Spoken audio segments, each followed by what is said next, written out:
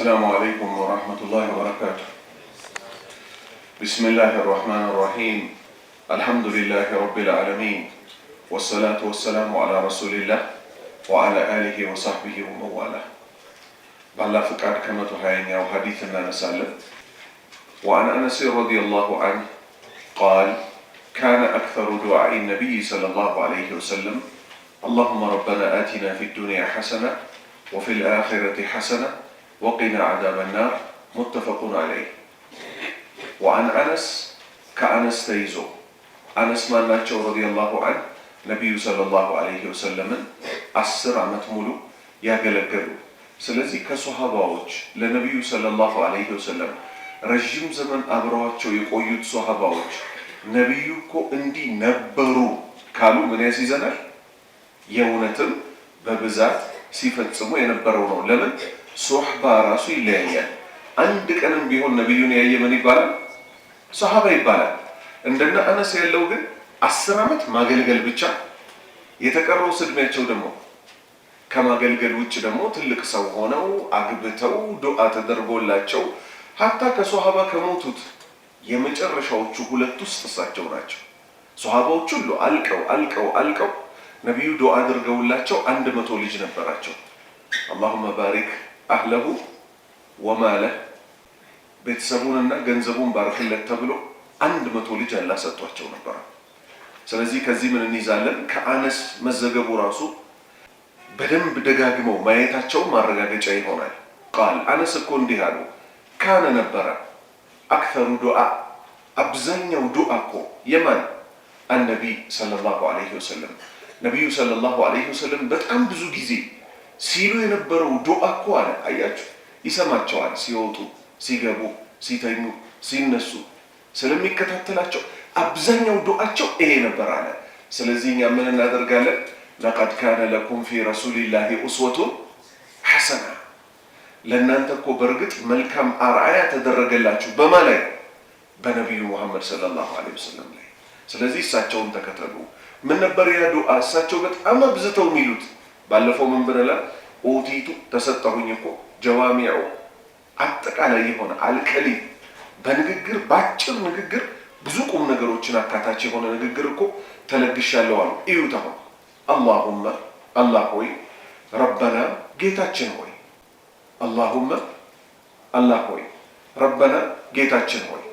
ልብ በሉ፣ ለአላህ ብዙ ስሞች አሉት። እዚህ ጋር ሌላ ቁም ነገር ልንል የሚገባው 99ኙ ስሞች ተብለው ከተለያየ ቦታ ተወስደው መጡ እንጂ የአላህ ስሞች ስፍር ቁጥራቸው እሱ ራሱ እንጂ ማንም አያውቀውም። ለዚህ ደግሞ ራሱን ችሎ ሌላ ሐዲስ መጥቷል። ሌላ ጊዜ እንነጋገራለን ባላህ ፍቃድ። 99 ብቻ አይደሉም የአላህ ስሞች። አሁን ልብ በሉ፣ አርራህማን ተብሎ ለብቻው ከመጣ ምንን ይይዛል? አላህንም አልዓዚዝንም የመሳሰሉትን ይይዛል። ልክ እንደዚህ ኢነ الذين قالوا ربنا الله ኢነ الذين قالوا እነዚያ ያሉ ረቡና ጌታችን አላህ ያሉ ሲባል ተነጣጠሉ። ረብ የሚለው ጌትነትን ይይዛል። አላህ የሚለው ምንን ይይዛል? የስሞቹ ሁሉ መመለሻ አምልኮ፣ የተመላኪነት ባለቤትን ይይዛል። አላህ የሚለው ለብቻው ከመጣስ ጌትነትንም ተመላኪነትንም አዛኝነትንም አሸናፊነትንም እያለ ይቀጥላል። እዚህ ጋር ግን ተዘርዝረው መጡ። አላሁመ የስሞቹ ሁሉ መመለሻ አላህ የሚባለው፣ ረበና ጌታችን ሆይ፣ አቲና ስጠን። የሚሰጠው ማን ብቻ ነው? ብቸኛው ተመላኪና የሁሉ ጌታ የሆነው ነው። አያችሁ፣ በዝርዝር እንዲህ ሲታይ አቲና ስጠን፣ ካንተ ውጭ መስጠት የሚችል የለም። ፊ ዱንያ ላይ ስንኖር ሐሰና መልካም የተባለን ነገር ስጠን። አሁን ዑለማዎች አላህ ይዘንላቸውና ማብራሪያዎቻቸው ላይ በየጊዜው የሚያዩትን ነገር ያነሳሉ። የነብዩ ንግግር ግን ምንድነው ብለናል? ሰለላሁ ዐለይሂ ወሰለም አካታች ነው። ከዱንያ ምን አልተጠቀሰም? ይሄኛውን የዱንያ አይነት ስጠኝ የሚል አልተጠቀሰም። ላንተ መልካም የተባለውን ጠቅላላ ይስጥህ። ይሄን ይዘው ከፊል ዑለማዎች ምን አሉ? መልካም ሴት ናት ብለው የፈሰሩ አሉ። በዱንያ ላይ መጥፎ ሚስት ያጋጠማቸው ሰዎች ምን ያህል ላይፋቸው እንደሚበላሽ ስለሚያውቁ ትልቅ ደረጃ ደግሞ የተሰጠ ማን ነው አሉ? መልካም ሴት ያገኘ ነው አሉ። ከፊሎች ተነሱ፣ ጥሩ ጎረቤት ያገኘ ነው አሉ። ጎረቤት መጥፎ ከሆነ ቤት ሰርተህ ንቅል አድርገህ አትሄድም እየተባለ ብዙ ነገር ተነሳ። ነገር ግን የነብዩ ዱዓ ሰለላሁ ዐለይሂ ወሰለም ምን አርጎ አምጥቶታል? ዱንያ ውስጥ አለ የሚባልን መልካም ነገር ለኔ መልካም የሆነ ምሳሌ ለአንዳንድ ሰው ገንዘብ ወደ ጀሃነም መነጃው መንገድ ነው አይደለም? እንዲያውም ለብዙ ሰው። ስለዚህ ለአንተ በልክህ እንዲሰጥህ የልክህን የሚያውቀው ማን ብቻ ነው? አላህ። ለአንዳንዱ ሰው ጤና ያጠመዋል። በሽተኛ ሲሆንስ አንገቱ ተሰብሮ ጌታውን ይገናኛል። ስለዚህ ከኛ የሚጠበቀው ምንድን ነው? የሩቁን የሚያውቀው እሱ ብቻ ስለሆነ መልካም የተባለውን ነገር ስጠኝ። መልካሙን የሚያውቀው ለኛ እሱ ብቻ ነው። በምን ላይ? በምድራዊ ህይወታችን ላይ። ወፊል አኺረቲ በሚቀጥለው ዓለም ላይ ሐሰና መልካም ነገር ስጠን። ከጀነት ውስጥ የሚቀጥለው ዓለም ላይ መልካም ነገሮች የለም። ከጀነት ውጭ ሌላ መልካም ነገር የለምና ጀነትን ስጠን። የሚቀጥለው ዓለም ላይ ምን ከባድ ነገር አለ? እሳት። ወቂና ጠብቀን፣ ዓዛበ ናር የጀሃነም እሳትን ጠብቀን። አላህ ምን አለ? ፈመን ዙህዚሐ አኒ ናሪ ወኡድኺለ አልጀነተ ፈቀድ ፋዝ። ከእሳት ተርቆ ጀነት የተገባ ሰው እኮ ጀነት ግባ የተባለ ሰው እኮ ትልቁ እድለኛ ማለት እሱ ነው። አያችሁት? እቺ ነበረች የነብዩ ሰለላሁ ዐለይሂ ወሰለም አብዝተው የሚሏት ዱዓ። ስለዚህ ከኛ ምን ይጠበቃል? በሌሎች በማናቃቸው ትርጉማቸው ረጅም የሆኑ ተደጋጋሚ የሆኑ ነገሮች ውስጥ ከመግባት እንደሳቸው አላህን የሚያውቀው የለምና እሳቸው በለመኑበት መንገድ አላህን እንለምነው። ረበና አቲና ፊ ዱንያ ሐሰና ወፊ ልአኺረቲ ሐሰና ወቂና አዛበ ናር። ሙተፈቁን ዐለይህ ቡኻሪና ሙስሊም ተስማምተው ዘግበውታል። 121ኛ ሐዲስ وعن أبي هريرة رضي الله عنه قال كان رسول الله صلى الله عليه وسلم يقول اللهم أصلح لي ديني الذي هو عصمة أمري وأصلح لي دنياي التي فيها معاشي وأصلح لي آخرتي التي فيها معادي واجعل الحياة زيادة لي في كل خير واجعل الموت راحة لي من كل شر. أخرجه مسلم. وعن أبي هريرة كعب هريرة يزور رضي الله عنه الله ملكم سراتشون يدلاتشونا قال اندهالو كان رسول الله يا الله ملكتني أكون نبهو أبا هريرة كنبيو قال بتلي بعلم بكل رجم ساعتاتشون أبرو أسلفوا ولا لا سلفوا إيهو كان رسول الله صلى الله عليه وسلم يا الله ملكتني أكون نبهو يقول ميلو عندك زي بيتشا ويس بزو جزي إنه مياسيزا دقاقمو يلو تنبر. ስለዚህ እኛም ደጋግመን እንበለው። ምን የሚለውን ዱዓ? አላሁመ አላህ ሆይ አስሊሕ አስተካክ አሳምር። ለማን? ሊ ለኔ። ወደ ጀማዓ ዱዓ ሲመጣ አስሊሕ ለና ለኛ አገራለን ይሆናል። አስሊሕ ሊ ዲኒ ሃይማኖቴን አስተካክልልኝ። አለዚ እሱ ሃይማኖቴ እኮ ሁወ ዒስመቱ አምሪ የነገሬ ሁሉ ልጓሙ መጨበጫው እኮ እሱ ነው። አያችሁ ሃይማኖታችን ነው አይደለም? የትም ቦታ ላይ ጥሩ ሰዎች እንድንሆን የሚያደርገን አላህን አለማወቅ እኮ ነው። የአላህ ባሪያዎች ሆይ ለምን የሚመራው? አላህን ለማመጽ። ፈረንጆች አላህ ይመልሳቸውና ዛሬ የደረሱበት ደርሰዋል። ድሮ ግን እንዲህ ነበሩ ነው ወይ? አልነበሩ። ከዘመን ዘመን እየተበላሹ ይሄዱ። ምን ሆነው ስትል يعلمون ظاهرا من الحياة الدنيا وهم عن الآخرة غافلون. ስለ ዱንያ ብቻ አጠኑ፣ አኼራን ጉዳይ ረሱ። አንድን ድል አላህ ይሰጣቸው ምን እያሉ ማውራት ጀመሩ ባፍንጫቸው? we did it, we can do it, there is nothing that we can't do, everything is possible for us. ትርጉሙ ምን ማለት ነው? እኛ ሁሉን ነገር እንችላለን፣ እኛ ማንችለው አንድ ነገር የለም አሉ። ከዛ ዛሬ ምን ላይ ደግሞ ደረሱ? ዳዝ ጎድ ኤግዚስት የሚል ጥያቄ ያነሱ። እውነት ፈጣሪ አለን አሉ። አያቸዋል። ከዚህ በኋላ የሚሰሩትን አትጠይቅ። እኛ ከሆነ እየጠየቅን ያለ ነው።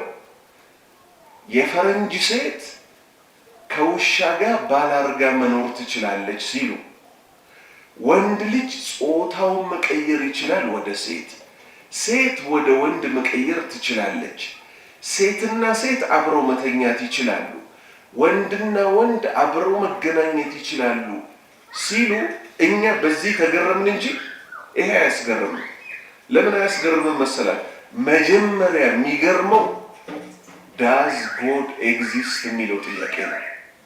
ፈጣሪ በመኖሩ ታምናላችሁ? የት አለ አሉ። የት አለ ካልክ እኮ ህጉን አታቀለጥም ማለት ነው። ስለዚህ እሱን ከካድክ በኋላ ውሻም ባሏ አርጋ ብትኖር ይፈረድባታል። እሱን ስታቅ ግን ማን ከማን ጋር መተኛት እንዳለበት፣ ሀታ ወንድና ሴት ያለ ትዳር መተኛት እንደሌለበት፣ ወለድ ሐራም መሆኑን ይህን የሚያውቀው ማን ነው? አላህን ያወቀ ሰው። አላህን ካላወቅ ከዛ በኋላ አንተ ከምን ባስክነ? ከእንስሳ ባስክነ። ሰደብናቸው? አልሰደብናቸው። ነቢዩ ሰለላሁ ዐለይሂ ወሰለም ምን አሉ? አንድ ግለሰብ በሬ ወይ ላም ላይ እላይዋ ላይ ወጣባት፣ እንደ ፈረስ ሊጋልባት ዞር አለችና ሰው በሚያወራበት ቋንቋ እኔ ለዚህ አልተፈጠርኩም ለእርሻ ነው የተፈጠርኩት አለች። እሷ ላሟ ወይንም በሬው ለምን እንደተፈጠረ ያውቃል። እነዚህ አካላት ግን ለምን እንደተፈጠሩ ስለማያውቁ ዲሞክራሲ ነው አሉ። አያችሁ፣ እኛ ዲሞክራሲ ክህደት ነው የምንለው በዚህ ይዘን ነው። የኛ አቅል አይደለም እኛን ሊገዛን የሚገባው። እኛን የፈጠረን ጌታ ስገዱ፣ እኔን ትፈራላችሁ፣ ሰይጣን አይጫወትባችሁም ሲል፣ ዝሙትን ተዉ፣ በረከቱን አወርደዋለሁ ሲል፣ እንዲህ አታድርጉ፣ እንዲህ አድርጉ ሲል እኛን ስለሚያቀም የገደለ ይገደል አለ። ይሄ የማን ህግ ነው? ያለ ህግ ነው። ዓለም ላይ ግን ምን አሉ? ሰውን ቢገል እንዴት የሰው ልጅ ይገደላል አሉ። እሱ ሲገል እንዴት ትገላለህ ያላሉት ሰዎች። ከዛ ምን አሉ? 10 ዓመት ይፈረድበት። ምን ውስጥ? የውጭ ሀገሮቹ እስር ቤቶች ደግሞ የሚገርሙ ናቸው። ኢንተርኔት ያለው አልተረዳችሁ፣ መጽሐፍቶች አንብቦ በደንብ አብልተው አጠጥተው ሰው ገለው ያወጡታል። ምኑን ቅጣቱ ነው? ሰርቶ ህይወትን ማሸነፍ ያቃተው አሳ ምን ያደርጋል ማለት ነው? እየገደለ እስር ቤት ገብቶ ቁጭ ብሎ ተቀልቦ ሻወሩን ወስዶ የቤት ኪራይ ውጭ መክፈል ያቅታቸዋል። ሰው ይገላሉ፣ ገብተው ያለ የቤት ኪራይ ጽድት ያለች ሻወር ያላት ምን ያላት። ይሄ ጤነኛ ነው? አላህ ግን ምን አለ? የገደለን ግደሉ፣ የገደለን በመግደል ውስጥ እኮ ህይወት አለ አለ። ምን አይነት ህይወት?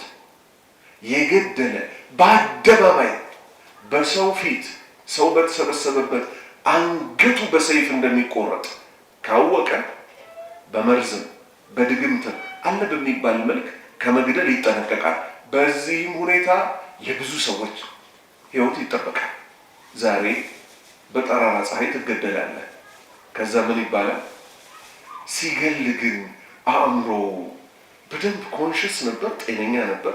በንዴት ሳይግ ማን ነው እስቲ በሰላም ቁጭ ብሎ እሱንማ ትንሽ ቆይ ይደበርበት ምናምን ከአንገቱ በኩል ተቆረጠው ምናምን እስቲ የልብ ምቴ ምን ነበር ከመግደሌ በፊት የሚል ገዳይ ያለ እንዴ?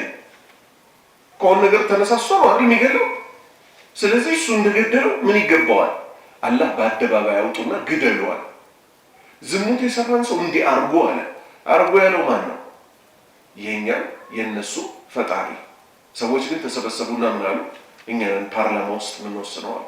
እሺ ተባሉ። ከዛ ምን አሉ? ሴት ልጅ 18 ዓመት ሳይሞላት ልታገባ አይገባም አሉ።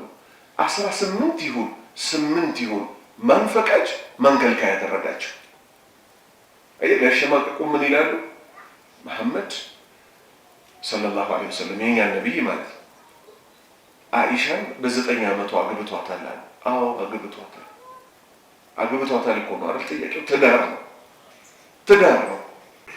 ሴት ልጅ የወር አበባ ካየች በኋላ ትገባለች ወይስ አትገባም? ይሄ ነው ጥያቄ።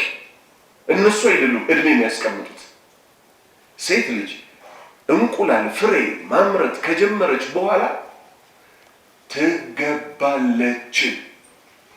20 ዓመት ሆናት እንበል፣ ግን ሰውነቷ በጣም ደካማ ነው ስትታይ፣ አቅም የላትም።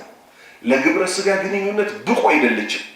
10 ዓመት ሙሉ ሀይድ ብታይ አትደረግም እቺ ሴት። እኛ በሸሪዓችን ነቢዩ ሰለላሁ ዐለይሂ ወሰለም ናቸው አይደሉም ሴት ልጅ ላይ ዘላችሁ እንደ በሬ እንዳትወጡ ብለው ያስተማሩ። ለምን? የወንድና የሴት ስሜት እኩል ስለማይነሳ። በእኛ ሚስጥር እኮ የለም። የግንኙነቱንም የትጥበቱንም የመውለዱንም የማስወለዱንም በዝርዝር ተቀምጧል። አልተቀመጠም? ተቀምጧል። እኛ ወንዶች የሴት ልጅ ገና እግር ስናይ ስሜታችን ሊነሳ ይችላል። እነሱ እንደዛ አይደሉም። ማቀፍ፣ ማጫወት፣ ሙባሻራ፣ መሳም፣ ከዛስ ስሜታቸው ከተነሳ በኋላ ከላይ ሆንክ ከምን ሆንክ ምንም አይነት ችግር እንደማይፈጠር ያለማቱ ጌታ ምን አለ? ኒሳኡኩም ሚስቶቻችሁ ሐርሱን ለኩም ለእናንተ እርሻዎቻችሁ ናቸው። ፈእቱ ሐርሰኩም አናሽእቱ እርሻውን ማለት ልጅ የሚወለድበትን ቦታ ግንኙነት የሚፈጸምበትን ብትፈልጉ ከፊት ብትፈልጉ ከኋላ ብትፈልግ ሚስት ከላይ ሆና ብትፈልግ ባል ከላይ ሆኖ ይፈጽመዋል። ዋና ግን አላህ ዝሙትን ከለከለ። ዛሬ ማለት ነው ነቢዩ ሙሐመድ ሰለላሁ ዐለይሂ ወሰለም በ9 ዓመቱ አይሻን አግብተዋል የሚለው ሊቃወሙ የሚፈልጉ ሰዎች ምንን መቃወም አቅቷቸዋል? ወንድ ልጅ ወደ ሴት ጾታውን መለወጥ ይችላል። ትራንስጀንድ ይባላል አጀንዳው ራሱ። አሜሪካን ሀገር በሰፊው የሚሰራጨው ማለት ነው፣ ምዕራቡ ላይ የሚሰራጨው ወደ ጉርምስና ከመግባቱ በፊት ይላሉ። ለምሳሌ ወንድ ልጅ ወደ ሴት መለወጥ ከፈለገ በ10 ዓመቱ ሆርሞን ይወጋል። ፒዩብሪቲ ብሎከር የሚባል ሲሪንጅ ይወጉታል። ፒዩብሪቲ ማለት ጉርምስና ማለት ነው እንግሊዝኛው። ብሎከር ማለት ወንድ ሆኖ እንዳይጎረምስ ባጥንቱ ስር በመቅኔው ስር ይሰጠዋል። ስለዚህ ወንድ ልጅ አይታችሁት እንደሆነ ወንድ መምሰል የሚጀምረው ከስንት በኋላ? 10 ምናምን ከሞላው በኋላ እዚች ጋር ፂም ማውጣት ይጨምራል ምናምን። ይሄ አካላቱ ወደ ወንድ እንዳይሄድ ቀድሞ ይወጉታል። አልጨረስኩም። ሴቷ ልብ በሉ ወደ ወንድ መቀየር ከፈለገች ልክ ገና ሊጀምራት ሲል ይሄ የወር አበባዋ ፒዩብሪቲ ብሎከር ትወጋለች። እሷ ሴት ወደ ወንድ መቀየር ስለፈለጉ ሴትነት እንዳይመጣባት ጡት እንዳታወጣ ቀድሞ ምን ያደርጓታል? ይወጓታል መርፌ። አልጨረሱም። ከዛ ምን ያደርጋሉ? ወንድ ልጅ የወንድ ሆርሞን የሚባል አለው፣ ሴትም ልጅ የሴት ሆርሞን የሚባል አላት። እነዚህ ከእንስሳ የባሱት ሰዎች ምን እንደሚሰሩ እዩ። የእኛን ነብይ ደግሞ ሊነኩ የሚሞክሩት ማለት ነው፣ አላህ የሚገባቸውን ሲሰጣቸው። ከዛ በኋላ ለወንዱ ምን ይወጉታል? የሴት ሆርሞን ይወጉታል። ከዛ ወንድ ልጅ የሆነው ጡት ማውጣት ይጀምራል። አላህ ያሳያችሁ። ወንድ ሆኖ ወደ ሴት መቀየር የፈለገው ማለት ነው። ሴቷን ደግሞ ወንዳ ወንድ እንዲሰራራት የወንድ ሆርሞን ይወጓታል። ይሄን ሁሉ ያለ ዝም ብዬ አላወራሁም። ቪዲዮዎች አሉኝ ራሳቸው አሁን እየተከራከሩበት ያለ። ከዛ ወንድ ይሰራራቸዋል ሴቶች። ከዛ በምን ያድጋሉ? ወንድ የነበረው ሴታ ሴት ሆኖ ያድጋል። ሴት የነበረችው ወንድ ሆኖ ያድጋል። ከዛ አንዷ ሴት ወንድ አርገዋት ፍርድ ቤት ሁሉ እንዴት እንደከሰሰች ሙሉ ዶክመንታሪውን ተከታትየዋለሁ። አያችሁ፣ የእኛን ነብይም ሆነ ሰለላሁ ዐለይሂ ወሰለም የእኛን ንጹህ ሃይማኖት ሊነኩ የሞከሩ ሰዎች በጠቅላላ አላህ በዱንያ ዛሬ እያሰቃያቸው ነው። ልጅቷ ምን ትላለች? ያው ልጅቷ ልበል ሲጋራ ታጨሳለች፣ እንደ ወንድ ነው ድምጿ ምናምን። ያኔ አሳስተው ነው ሆርሞንሽ እንዲህ ካልሆነ እንዲህ ትሆኛለሽ ብለው ወደ ወንድ የቀየሩኝ አለች። እና ምን አድርጋለች? ጡቷን ወጥቶ ነበር ለካ ያን ሲወጉት አፈትልቆ ወጥቶባታል ጡቷ። ካንሰር እንዳለባት ሴት ጡቷን አስገዝግዛ አስቆረጠች። ከዛ የአይደንቲቲ ክራይስ ውስጥ ገባች። ይሄ የማንነት መቃወስ ውስጥ ድራግ ወስዳለው ራሴንም ላጠፋ 2-3 የሞከርኩ አልተሳካልኝም አለች። የታችኛው ሽንት የምትሸናበትን ደግሞ የሴትና የወንድ ይለያያል። እሱን ከስር ከመሰረቱ ይሄ በጋውን ሲታረጭ ፍሬውን እንዲህ ተደርጎ ይወጣ የለ እሱን አስወጥታ የወንድ ልታስተክል ነበር። ያ ሳይሆን ነው የነቃችው እና እያለቀሰች ምን ትላለች? አሁን እኔ ሴትነቴን ነው መልሼ የምፈልገው አለች። እድሜ ልኬን ግን የሚጸጽተኝ አለች። እንግሊዝኛ ስለምሰማ ሙሉም ስለሰማሁት እድሜ ልኬን ግን የሚጸጽተኝ አለች። ወንድ እንኳን እሺ ብሎኝ የሚያገባኝ ባገኝ አለች ባረግዝና በወልድ እኮ ማጥባት አልችልም አለች። ይህን ቆሻሻ መቃወም ያቃታቸው ሰዎች ነቢዩ ሙሐመድ ሰለላሁ ዐለይሂ ወሰለም በ9 ዓመቱ አግብተዋል። የመካ ሙሽሪኮች፣ ይሁዳዎች፣ ነሷራዎች ሁሉም የነቢዩ ጠላቶች ነበሩ አልነበሩ? ነበሩ።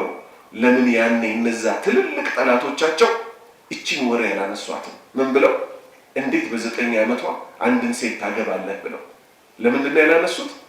ማህበረሰቡ ጠቅላላ ሴት ልጅ እድሜዋ ከደረሰ በኋላ ቀጥታ ለትዳር እንደምትገባ ግንኙነት እንደሚፈጸም ያውቅ ስለነበር ነውር ስላልነበር አሁንም ነውር ሊሆን አይገባውም። አንድ አባት በልጁ ጉዳይ ላይ ከማንም በላይ አዋቂ ነው። ዛሬ የ7ኛ ክፍል ተማሪዎች፣ የ6ኛ ክፍል የኤሌመንተሪ ተማሪዎች፣ የ8ኛ ክፍል የኤሌመንተሪ ተማሪዎች ተውት 9-10ን አላወራም። አገራችን ላይ HIV ድጋሚ ተስፋፍቷል አልተስፋፋም? ተስፋፍቷል። የት ሃይ ስኩል ኤሌመንተሪ ላይ ለብልግናው ሲሆን ይፈቅዱላቸዋል። የ12 ዓመት ልጅ የ16 ዓመት ልጅ አብሯት ቢተኛ ችግር የለውም ይላል። በትዳር ግን የ20 ዓመት ወንድ ሊጠይቃት አይችልም። ለምን? እድሜ ልኳን አግብቼ ወድጃታለሁ፣ አሳድጋለሁ፣ አስተምራለሁ። እንዴ በእኛ ሸሪዓ እኮ ማለት ነው ሴት ልጅ እያመማት ግንኙነት መፈጸም ይቻላል?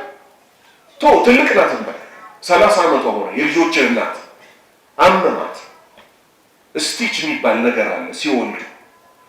በኦፕሬሽን የምትወልድ ሴት አለች፣ በስቲች የምትወልድ ሴት አለች።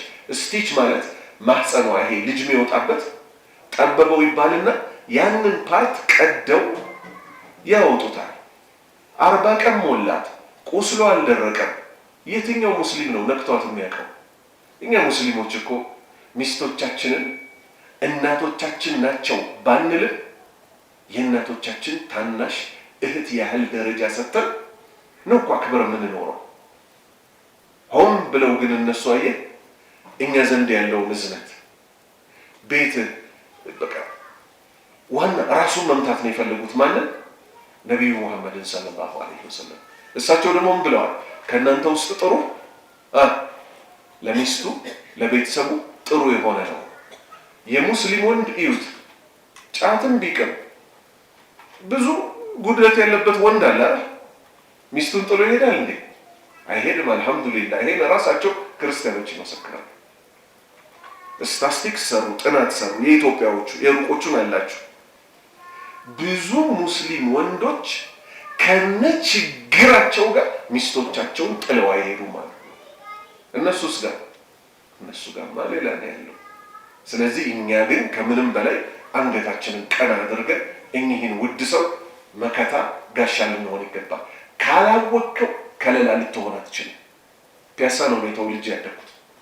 እዛ እኛ ለነበርንበት ሰፈር ከ30 ምናምን ቤት ውስጥ እኛ ሙስሊም የነበርነው ብቸኛ እንዳለ የክርስትና እምነት ተከታይ ናቸው። ዝናብ ሲዘንብ ምን ይላሉ? ዝናቡ መጣ አንጠባጠበ፣ አሊ ሙሐመድ ቂጡን አጠበ ይባል ነበር።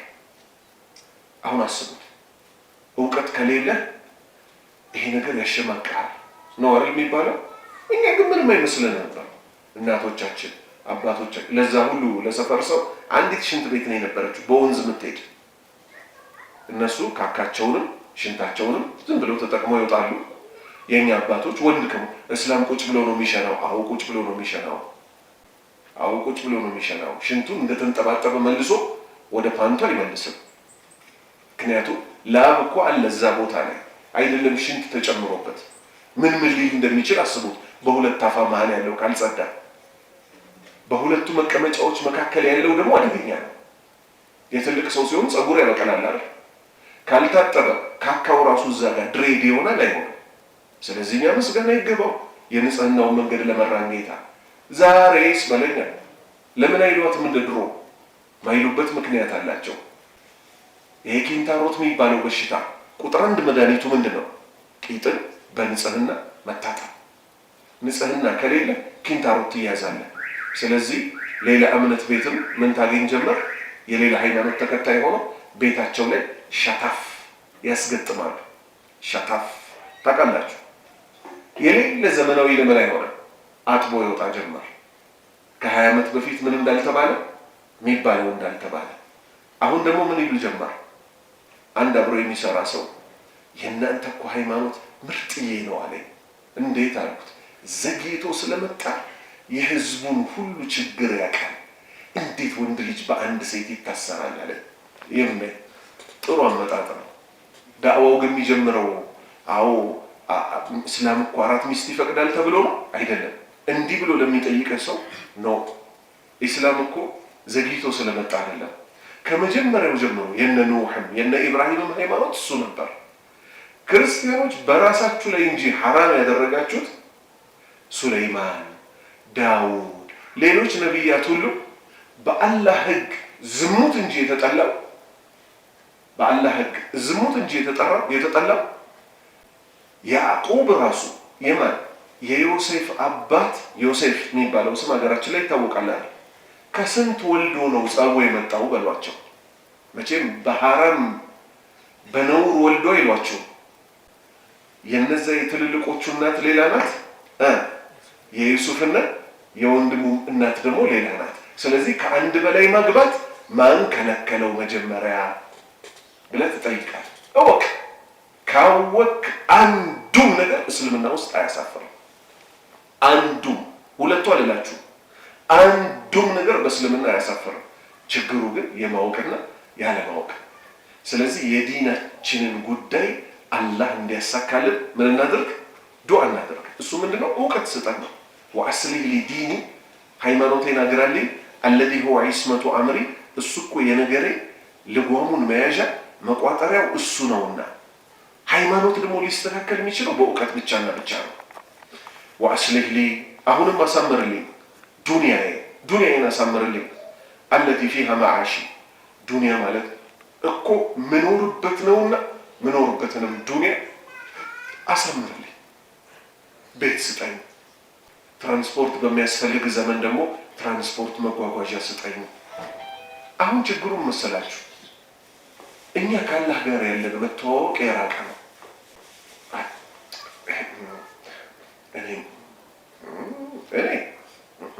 ለእኔ የሚሆነው እንኳን አይመስለኝም። አይባልም። የሚያስፈልግህን ጠይቅ፣ ይሆንሃል ካለ ይሰጥሃል። ማን? ከእናት አባት በላይ የሚያዝ ነው አላህ። ትጠፋበታለህ ካለ ይይዝብሃል። አንተ ግን አትሰልች፣ ጠይቅ። ምንም መልካም ቤት ያላቸው ወንድሞቻችን አሉ የሉ? ማን ሰጥቷቸው? መልሱልኝ። ማን ሰጥቷቸው? አላህ። ስለዚህ አንተ አላህ ሆይ ቤት ኪራይ ደከመኝ፣ የኪራዩን የምትሰጠኝ አንተ ነህ፣ ቤት ደግሞ ስጠኝ። ደስ የሚል ልመና ነው አይደለም? በቃ ይጠየቃል። ሀብታሙ ጌታ ይሰጣል። ችግሩ ምንድነው? እኛ ራሳችን በብዛት ዱዓ ለማድረግ ስንነሳ ከውስጣችን፣ ምክንያቱም ነቢዩ ምን አሉ? እርግጠኛ ሆናችሁ ጠይቁታል። ምን ሆናችሁ? እርግጠኛ ሆናችሁ ጠይቁታል። በከተማችን ላይ ከማውቃቸው ወይም አንድ በጣም ማውቀው ጓደኛዬ ሳር ቤት ላይ ቤት ስላላቸው ሁለት ሰዎች ነገር።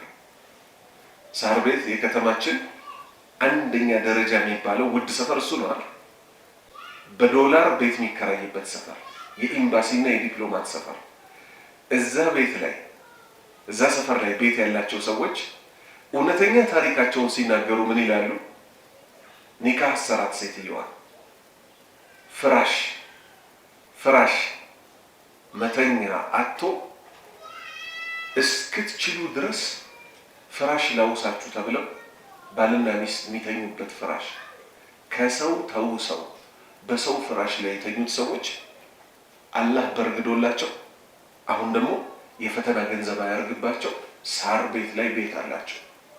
ከተማው ላይ ሱቅ አላቸው። አልተረዳችሁም መሰለኝ። በእርዳታ ፍራሽ የተመሰረተው ትዳር የደረሰ አያችሁ። በትዳር ብቻ ነው በረካ የሚገኘው። እስቲ ዝሙት ሰሪ ሆኖ ገንዘቡ የተሰበሰበለት ሰው ህይወቱ የተሰበሰበችለት ሰው አንድ አምጡ፣ ሁለት አደላችሁ የለም። የመጀመሪያ ነገር በትዳር አራት ሚስት እንኳን ለምን አይኖርም? እንደፈለክ አብራቸው ብተኛ ከሴቶቹ ጋር ሰውነት አይጎዳም። ሐላል ነው። ከሰውነት እኮ የሚወጣው እኮ ስፐርም ነው። ከባድ ነገር ነው። ስሜት ይፈልጋል፣ ጉልበት ይፈልጋል። ዝሙት የሚሰሩት ሰዎች ያስታውቃሉ። እቺ ቅንጣጤያቸው ትገባለች፣ ቂጣቸው ታልቃለች። ሲሄዱ ወዝወዝ ያደርጋቸዋል፣ ሊወድቁ ይደርሳሉ። ከዛ ደግሞ ያፍራሉ ብልግና ሰርተው ሲወጡ። በሀገሪቱ ህግ እኮ ብልግና መስራት እኮ ነውር አይደለም። ብቻ በኮንደም ተጠቀም ኤችአይቪ እንዳይዝ ብለው እዛው ጠረጴዛው ላይ ኮንደም ያስቀምጡልሃል። አላህ ደግሞ በኮንደምም ያለ ኮንደምም ነውር እንዳትሰሯል ተጋቧል። ለምን ሴቷም ላይ ተጫውተህባት አትሂድ። አንቺም ደግሞ ላታገቢው ነገር ተጨማልቀሽ ደግሞ ሌላ ሰው አታጨማልቅ ያለ።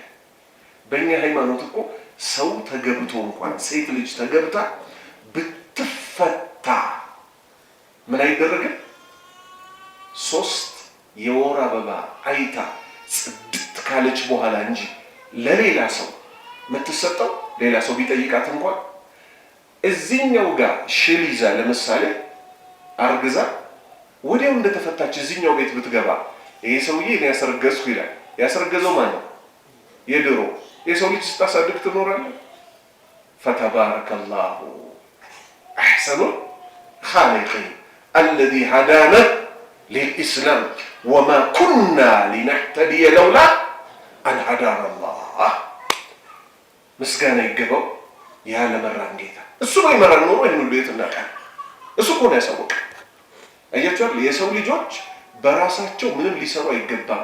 ከሰማይ ቤት ከመጣው ዜና ውጭ የምንለው ለዚህ ነው እንጂ በሳይንስ እኮ አይደርሱበትም። ይሄን እንደሱ አላህ ግን ምን አለ? አንድ ሴት እንዲህ ከሆነች እንዲህ ከሆነ እንዲህ ከሆነ እንዲህ ያለ እንተሃ አልቀድያ ወአስሊህ ሊ አሳምርልኝ አኺረቲ አኺራዬ ፊሃ ማዓዲ አኺራዬ እኮ መመለሻዬ ነው።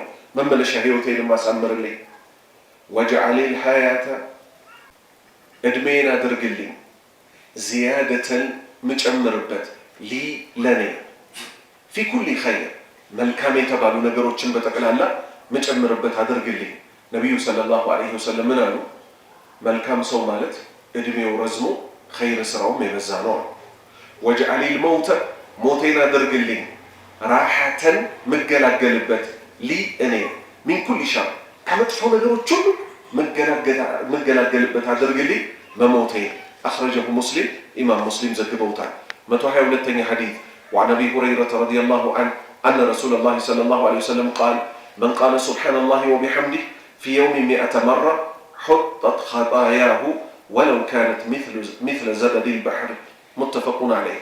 كعبة هريرة تيزو الله ملكم سراتشون يولد الله تشونا أن رسول الله يا الله ملكتني صلى الله عليه وسلم قال يا الله صلاتنا سلام برساتشو ليهون ديها من قال يا لسو سبحان الله ترى يقبو لا الله سبحانه وتعالى وبحمده كمسغانام ጋር ጭምር ያለ ሰው እኮ في يومين በአንድ ቀን ውስጥ 100 مرة 100 ጊዜ سبحان الله وبحمده سبحان الله وبحمده سبحان الله وبحمده ብሎ 100 ጊዜ ሞላው እኮ خطت ትታበሳለች خطايا ወንጀሎቹ ولو كانت ብትሆንም እንኳን مثل أمسايوا زبدي البحر የባህር አረፋ የሚያክል ወንጀል ቢኖርበት እንኳን ጌታ አላህ Subhanahu Wa Ta'ala ወንጀሉን ያብስለታል።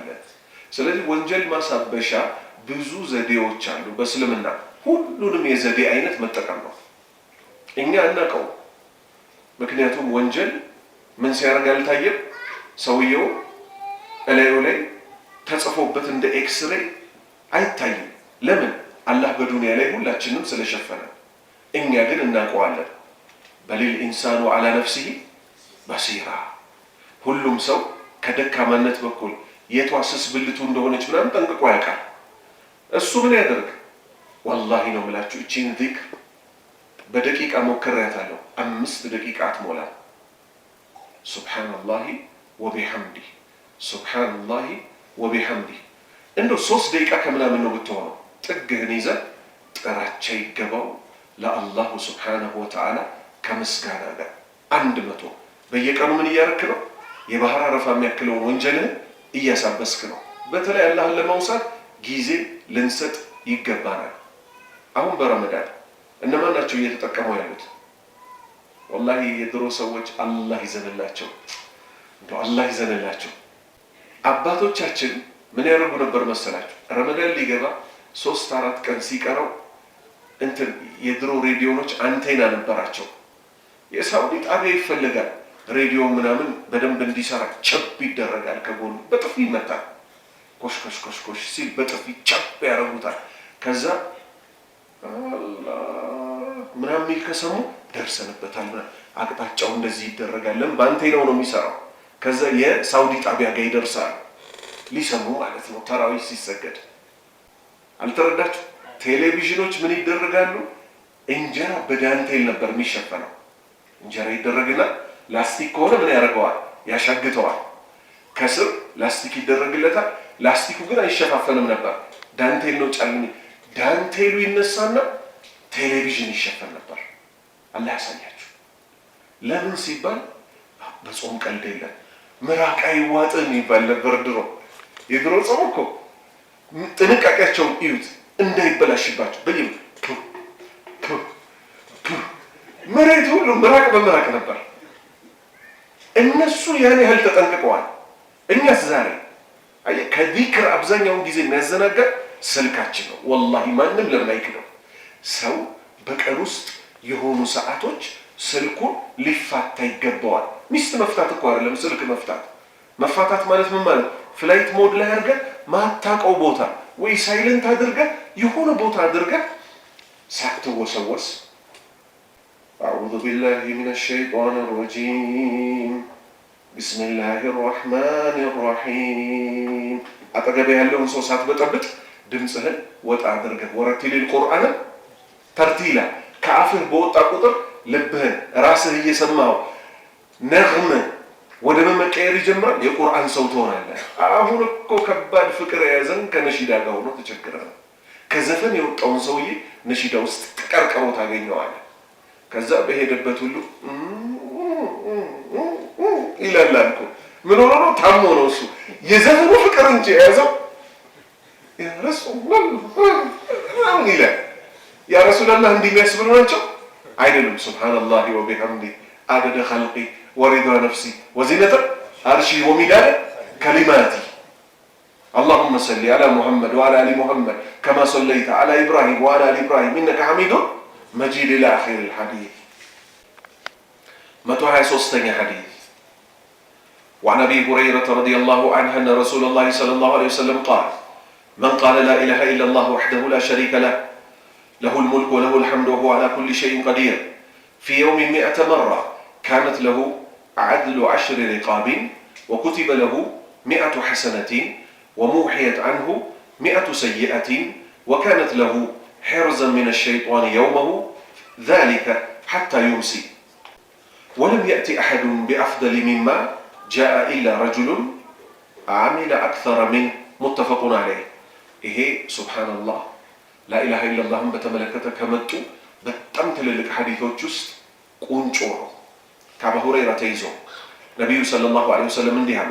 መን ቃለ ያለ ሰው ላ ኢላሃ ኢላላህ ከአላህ በስተቀር በሐቅ የሚመለክ አምላክ የለም ወህደሁ በብቸኝነት ላ ሸሪከ ለሁ ለአላህ እኮ ምንም ተጋሪ የለው ለሁል ሙልክ ንግስና በጠቅላላ ለአላህ ብቻ ነው ወለሁ ለሱ ብቻ ነው አልሐምድ ምስጋና ሁሉ በጠቅላላ ወሁወ እሱ አላህ እኮ ዓላ ኩሊ ሸይኢን ቀዲር ሁሉን ነገር በማድረግ ላይ ቻይ ነው ያለ ሰው ፊ የውሚን በአንድ ቀን ውስጥ 100 መራ 100 ጊዜ ያለ ሰው ካነት ለሁ 100 ጊዜ ላ ኢላሃ ኢለላህ ወህደሁ ላ ሸሪከ ለሁ ለሁል ሙልክ ወለሁል ሐምዱ ወሁወ ዓላ ኩሊ ሸይኢን ቀዲር ማለቱ እኮ ካነት ለሁ ለሱ እኮ ይሆንለታል ለባዩ ሰውዬ ዓድለ ይስተካከላለታል 10 ሪቃቢን 10 ባሪያን ነፃ ከማውጣት እኩል ይስተካከልለታል ወኩቲበ ለሁ ለሱ እኮ ይጻፍለታል 100 ሐሰነቲን 100 ሐሰናዎች ምንዳዎች ይጻፉለታል ወሙሂየት አንሁ ከሱ ላይ እኮ ይሰረዝለታል 100 ሰይአቲን 100 ወንጀል እኮ ይሰረዝለታል ወካነት ለሁ ለዚህ ለባዩ ሰውዬ ደግሞ ይሆንለታል ሒርዘን መጠበቂያ ይሆንለታል ሚነ ሸይጣኒ ከሰይጣን መጠበቂያ ይሆንለታል የውመሁ ያቺን ቀን ከሰይጣን ተጠብቆ ይውላል የውመሁ ዛሊክ ያቺን ቀን ሐታ ዩምሲ እስከሚያመሽ ድረስ ከሰይጣን ይጠበቃል ከዚህ ምን ያዝ ሒስኑል ሙስሊም ምትባለዋ ኪታብ ሒስን ማለት መሸሸጊያ ጋሻ ማለት ነው ከማን ከሸይጣን ምክንያቱም ሸይጣን አላህን በማውሳት ብቻ ነው እሱ የሚሸሸው አላህን በረሳህ ቁጥርስ መላ ሰውነትህን ይቆጣጠረዋል አላህ ይጠብቀንና ወለም ዩእቲ አይመጣም እኮ አሐዱን አንድም ግለሰብ ቢአፍደለ የተሻለ ይዞ እኮ የሚመጣ የለም ሚማ ጃአ ይሄ ግለሰብ አላህ ዘንድ ካቀረበው ስራ የበለጠ እኮ ይዞ የሚመጣ የለም ኢላ ሲቀር እንጂ ረጁሉን ሌላ ግለሰብ አሚለ የሰራ አክተረ ሚንሁ ከሱ በላይ ይሄን ዚክር ያለ ሰው ሲቀር ስለዚህ ከእንዲህ አይነት ሐዲቶች ምን እንረዳለን ላ ኢላሃ ኢለላህ ወህደሁ ላ ሸሪከ ለሁ ለሁል ሙልክ ወለሁል ሐምድ ወሁወ ዓላ ኩሊ ሸይኢን ቀዲር 100 ብቻ ሳይሆን የሚባለው በቁጥር አልተገደበምና ምን ማድረግ ይቻላል ለቀቅ አርጎ ከዛም በላይ ትርፍ ጊዜ ያለው ሰው ማለት ይችላል ሙተፈቁን ዐለይህ 124ኛ ሐዲስ وعن ابن عباس رضي الله عنهما قال كان النبي صلى الله عليه وسلم يقول عند الكرب لا إله إلا الله العليم الحليم لا إله إلا الله رب العرش العظيم لا إله إلا الله رب السماوات ورب الأرض رب العرش الكريم أخرجه البخاري كعبد الله بن عباس تيزو الله ملكم سراتشوني ودد الله تشونا كان النبي أهونم كان بلاي من تاكستنا نبيكم نبروا بمن نبروا عند الكرب يقول يلوكو نبر الساتشو عند الكرب كرب مالت ከኖርማል ችግር የባሰ ነው ልበል ከባድ ጭንቀት ሲያጋጥማቸው እኮ ይሉ ነበር ስለዚህ የጭንቅ ጊዜ ዱዓ ተበላ እቺ ዚክር ተቀመጠች እሳቸው በጨነቋቸው ሰዓት እኮ ምን ይሉ ነበር ላ ኢላሃ ኢላላህ ካላህ በስተቀር በሐቅ የሚመለክ አምላክ የለም አልዓሊም አዋቂ አልሐሊም ታጋሽ ላ ኢላሃ ኢላላህ ካላህ በስተቀር በሐቅ የሚመለክ አምላክ የለም ረቡ ጌታ የሆነው አልዓርሽ የአርሽ አልዓዚም የታላቁ አርሽ ጌታ የሆነው አላህ ከዚህ ምን እንይዛለን ትልቁ ያላህ ፍጡር ማን እንደሆነ አወቀ አርሽ ከአርሽ በታች ምን አለ ኩርሲይ አለ ከኩርሲይ በታች ምን አለ 7 ሰማዮች አሉ 7 ምድሮችም አሉ 7 ሰማይ ሲደመር 7 ምድር ማን ይበልጣቸዋል በስፋት ወሲዓ ኩርሲዩሁ አሰማዋቲ ወልአርድ የአላህ ኩርሲይ እኮ 7 ሰማይና 7 ምድር በስፋት በለጣቸው እነዚህን ሁሉ ማን ይበልጣል አርሽን ዛሬ ስንት መላእክቶች ተሸክመውታል 4 የውመኢዲ የቂያማ ቀን ግን 8 መላእክቶች አርሽን ይሸከሙታል ግን አሁን ዛሬ አህባሾች እንደሚሉት አላህ ይመልሳቸውና አላህ አርሽ ያስፈልገዋል አያስፈልገው እኛ እናስፈልገዋለን አናስፈልገው ከአርሹ በላይ ነኝ ሲል አንተ እንዳልከው ከአርሹ በላይ ነህ እንለዋለን እነሱ መጡና ምን አሉ አርሽን አይፈልግም አሉ ጥሩ እዛ ጋር ብቻ አትቆሙ ማይፈልገው አጽድቆ ያለንን ግን ከአርሽ በላይ መሆኑን አጽድቆ ስላለን ስናጸድቅ አይፈልግም አርሽን ብላችሁ ምን አደረጋችሁት? አልቀበልም አላችሁ አይደል? እሱን ከአርሽ በላይ መሆን ጥሩ። ልክ እንደዚህ እኛም በአምልኮ አዞናል። እኛ በአምልኮ አዞናል አይደል? አይ አላህ ከኛ እኮ አይፈልግም ሰላትን፣ ከኛ እኮ መራባችንን አይፈልግም፣ ከኛ እኮ ሐጅን አይፈልግም፣ ከዓለማቱ የተብቃቃ ጌታ ነው፣ ለድሃ ስጡ ምናምን የሚለው አይሰራም የሚባል ነገር አለ? የለም። እመን በተባልከው ታምናለህ፣ አጽድቅ የተባልከውን ታጸድቃለህ። አላሁ ስብሓነሁ ወተዓላ ኸለቀ ሰማዋቲ ወልአርድ ፊ ሲተቲ አያም፣ 7 ሰማይ 7 ምድርን በ6 ቀን ውስጥ ፈጠራቸው። ثم ከዛ በኋላ ኢስተዋ ከፍ አለ፣ ዐለል አርሽ ከአርሹ በላይ ከፍ አለ። ከማ የሊቁ ቢጀላሊ የእሱን ልቅና በሚመጥን መልኩ። አሁን ሰዎች ብዙ ማደናገሪያ በዚህ ዘመን ያመጣሉ። ከዚህ በፊት አንስቼላችኋለሁ። የአህባሾች መሪ ውስጥ አንዱ እንዲህ ጠረጴዛ ላይ ጥያቄ እየተጠየቀ ነው። አላህ ከአርሽ በላይ ነው የሚሉ ሰዎች እነዚህ ካፊሮች ናቸው ይላል። እኛን ማለት ነው፣ ሶሃባዎችንም ጭምር ነቢዩንም ጭምር ሰለላሁ ዐለይሂ ወሰለም። ከዛ ምን አለ? ታብሌት እቺ ታብ የምትባላለች አይደል? እሷን ይዞ ነበር እያስተማረ ያለው። አላህ ከአርሽ በላይ ነው ካልን እኮ አለ፣ ይኸው እንግዲህ ጠረጴዛውን ሳለና ጠረጴዛውን አርሽ ብንለው ይኸው አላህ እንደዚህ ማለት ነው። ታብሌቱም ማለት ታብሌቱ እዚህ ላይ ማለት ጠረጴዛው ምኑን አካቦታል አለ? ታብሌቱን አካቦታል። ስለዚህ አርሽ ቀረጸ በጭንቅላቱ። እኛ እንቀርጻለን እንዴ? አንቀርጽ። ለምን? አልተነገረንም ሁኔታው። ምኑ ግን ተነግሮናል? ከአርሽ በላይ መሆኑ ተነግሮናል። ያልተነገረ ምኑ ነው? ሁኔታው። ሁኔታውን ለማን እንተዋለን? ለአላህ እንተዋለን። አላህ አዛኝ ነው አይደል? አላህ ተመልካች ነው። አላህ ሰሚ ነው። እንዴት ነው የሚሰማው? እንዴት ነው የሚሰማው? አናቅ። ስለዚህ እኔም እሰማለሁ ከተባለ እሱም ይሰማል ከተባለ እንዳንመሳሰል ብለው አንዱን ውድቅ እናደርገው ይላሉ። ለምን የአላህን ውድቅ ታደርጉታላችሁ? የራሳችሁን ውድቅ አድርጉ። ምሳሌ ወንድሜ ስንት ነው? ስንት ነው? አንተ አንድ ነው። አላህ ስንት ነው? አላሁ አሐድ አይደለም? ምን አንልም ከአላህ ጋር እንዳይመሳሰልብን። አላህ መቼም የለም አንልም አይደል? እሺ አንተ ዜሮ ነኝ ትላለህ? አትልም። አንተም አንድ ነህ፣ እሱም አንድ ነው። የእሱ አንድነትና የእኛ አንድነት ይለያል አይለይም? ይለያል። አላሁ ሰመድ፣ አላሁ አሰመድ። አላህ የፍጡራን ሁሉ መጠጊያ ነው። ለም የሊድ አልወለደም፣ ወለም ይውለድ አልተወለደም፣ ወለም የኩን ለሁ ኩፉወን አሐድ። እሱ የሚመስለው አንድም ቢጤ የለም። ለራሱ ያጸደቀው እናጸድቅለታለን፣ ነቢዩ ያጸደቁለትን እናጸድቃለን። ይሄን ችሎ ኢንሻአላህ አስማኡ ሲፋት ደርሶች መውሰድ አለብን። አላህ ያድርሰን። ላኢላሃ ኢለላሁ አሁንም ካላህ በስተቀር በሐቅ የሚመለክ አምላክ የለም። ረቡ ጌታ እኮ ነው። አሰማዋት የሰባቱ ሰማዮች፣ ወረቡ ጌታ እኮ ነው። አልአርድ የምድሮች የሰባቱ ምድሮችም ጌታ ነው። ረቡ ጌታ እኮ ነው። አልአርሽል ከሪም የተከበረው አርሽ የታላቁ አርሽ ጌታ እኮ ነው። 125ኛ ሐዲስ። ስለዚህ እቺን ዱዓ ምን እናደርጋት? ጭንቅ በያዘን ሰዓት እንበላት። የጭንቅ ጊዜ መገላገያው እንዲህ አይነት ዚክሮች ናቸው። 125ኛ ሐዲስ وعن أبي هريرة رضي الله عنه قال قال رسول الله صلى الله عليه وسلم من قال حين يصبح وحين يمسي سبحان الله وبحمده 100 مرة لم يأتي أحد يوم القيامة بأفضل مما جاء به إلا أحد قال مثل ما قال أو زاد عليه أخرجه مسلم.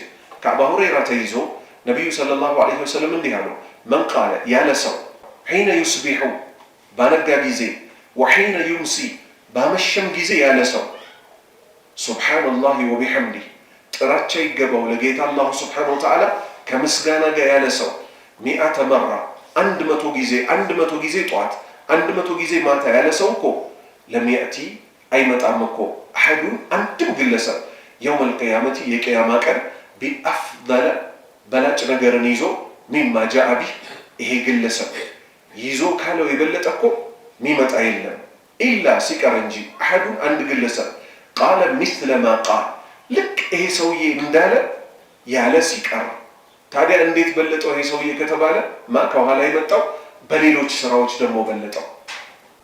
አው ወይንም ዛደ አለይህ ጨመረባት። ስለዚህ አሁንም ምናል ከመቶ በላይ ይሄን ዚክር በጧትም በማታ ማለት ይቻላል። አኽረጀሁ ሙስሊም ኢማም ሙስሊም ዘግበውታል። 126ኛ ሐዲስ ወአን ሁዘይፈተ ወአቢ ዘሪን ረዲየላሁ ዐንሁማ ቃለ ሳይሆን ቃላ ካነ ነቢዩ ሰለላሁ ዐለይሂ ወሰለም ኢዛ አዋ ኢላ ፊራሺሂ ቃል አላሁመ ቢስሚከ አሕያ ወአሙት ወኢዛ አስበሐ ቃል አልሐምዱሊላሂ አለዚ አሕያና ባዕደማ አማተና ወኢለይሂ ኑሹር አኽረጀሁል ቡኻሪ። ከሁዘይፋ እና ከአቢ ዘር ተይዞ አላህ መልካም ስራቸውን ይውደድላቸውና ቃላ ሁለቱም ሶሃባዎች እኮ አሉ ካነ ነቢዩ እኮ ነበሩ ሰለላሁ ዐለይሂ ወሰለም ያላህ ሰላትና ሰላም በእርሳቸው ላይ ይሁን ኢዛ አዋ በተጠጉ ጊዜ ኢላ ፊራሺሂ ወደ ፍራሻቸው በተጠጉ ጊዜ ፍራሽ መተኛ ቦታ ነው አይደለ? ቃል ይሉ ነበረ ምን አላሁመ አላህ ሆይ ቢስሚከ ባንተ ስም አሕያ ሕያው ሆናለሁ ወአሙት ባንተም ስም እሞታለሁ ይሉ ነበረ። ወኢዛ አስበሐ ሲያነጉ ደግሞ ተኝተው ከእንቅልፋቸው ሲነሱ ቃል ይሉ ነበር አልሐምዱሊላህ ምስጋና ሁሉ በጠቅላላ ለአላህ ነው። አለዚ እሱ አላህ እኮ አሕያና ሕያው ያደረገን ባዕደማ አማተና ከገደለን በኋላ። ምን አይነት መግደል? ትንሿን ሞት ምን ትባላለች? እንቅልፍ ራሱ ሞት ነው። ሩሓችን ይሄዳል። ልብ በሉ። አሁን ይሄ አላህ እንጂ ማንም አያውቀው ከይፍያ ሁኔታውን ራሱ ማለት ነው። እገላችኋለሁ ማታ ማታ። እኛ ግን እዚህ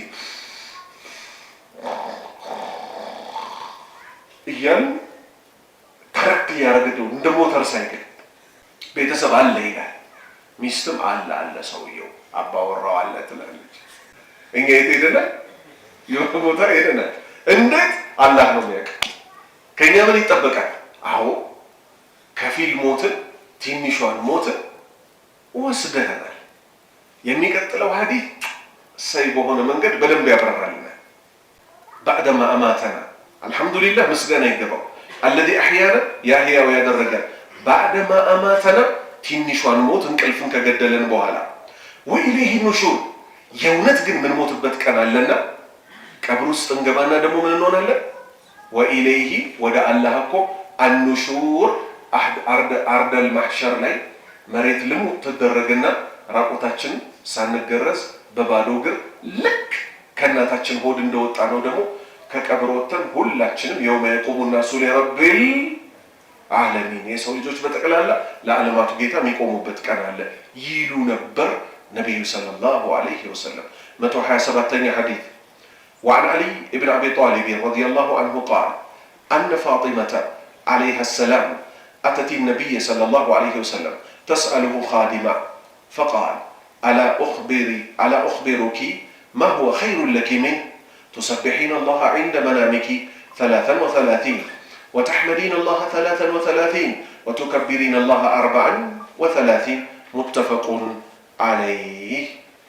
كعلي تيزو كمان ከባልየው ከማን ባል እዚህ ሐዲስ ላይ ስሟ ከሚጠቀሰው ከውዷ የነብይ ልጅ ማን ትባላለች?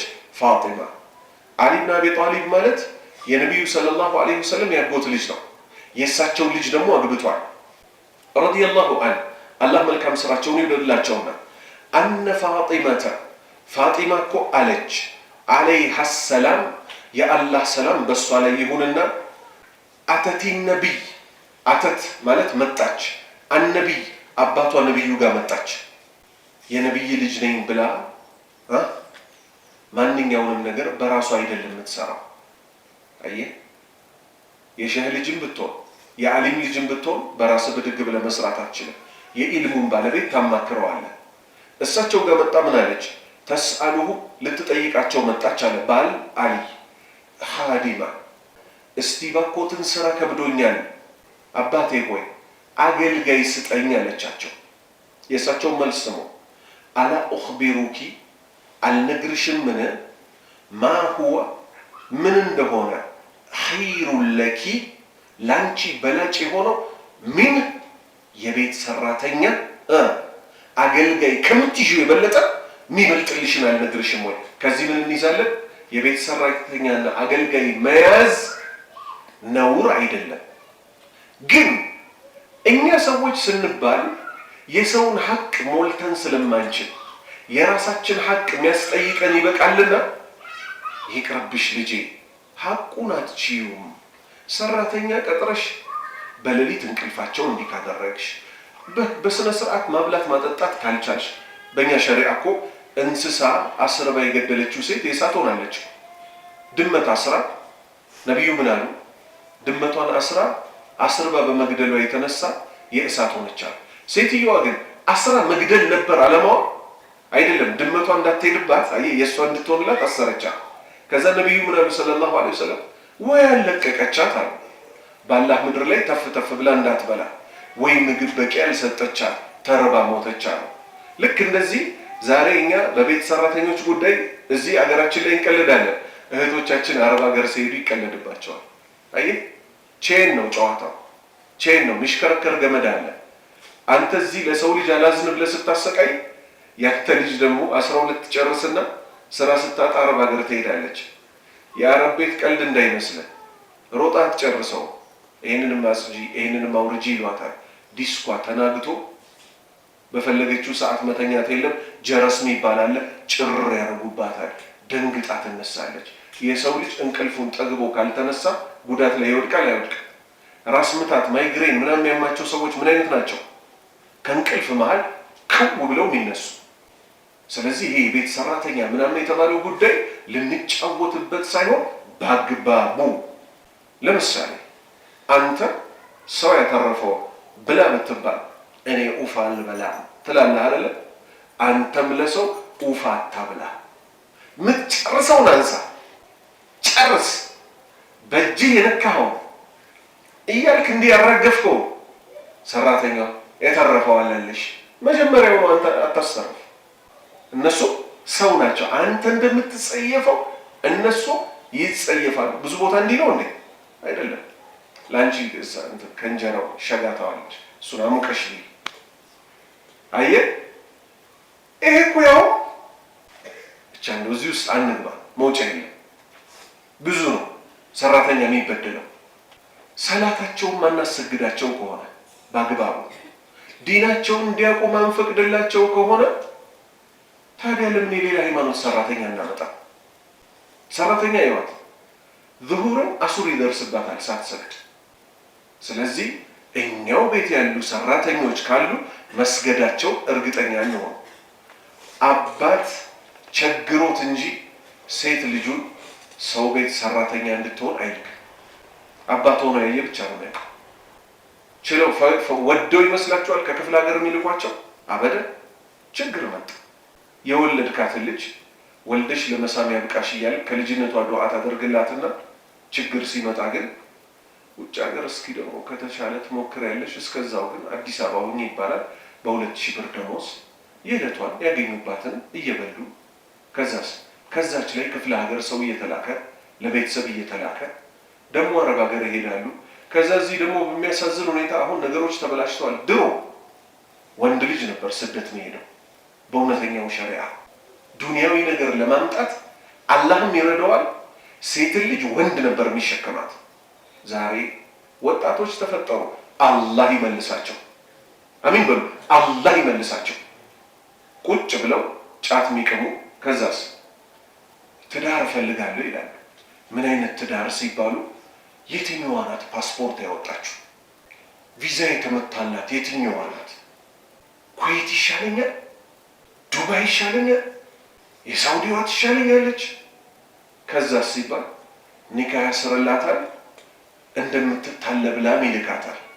ቁጭ ብሎ እሱ እዚህ ቅጠል ይቀነጥሳል። የማገዶ ቅጠል እንዳይመስል ያንጫት ቁጭ ብሎ እየቃመ ይቀባል። ከዛስ ላኪ ይላታል።